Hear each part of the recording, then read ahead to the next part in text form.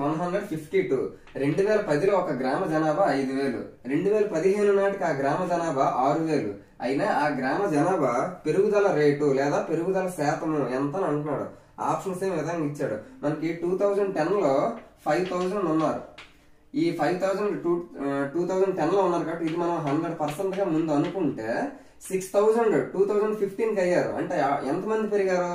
1000 members పెరిగారు. అవునా కాదు? ఈ 1000 అనేది ఎంత శాతానికి సమానం అవుతుందో అదే మనకు పెరుగుదల రేట్ అవుతుంది. ఎందుకు 5,000 నుంచి 6,000 అయ్యారు అంటే 1000 మంది పెరిగారు. ఆ 1000 మంది ఎంత శాతానికి సమానం అయ్యారో తెలిస్తే అదే మనకు పెరుగుదల రేట్ అవుతుంది. 5,000 100% అయినప్పుడు 1000 అనేది ఖచ్చితంగా 100 కంటే తక్కువ శాతం అవుతుంది. కాబట్టి తక్కువ 1000 బై ఎక్కువ 5,000 ఇంటూ 100.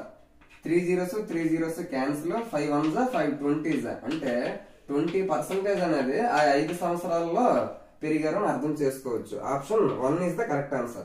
Thank you.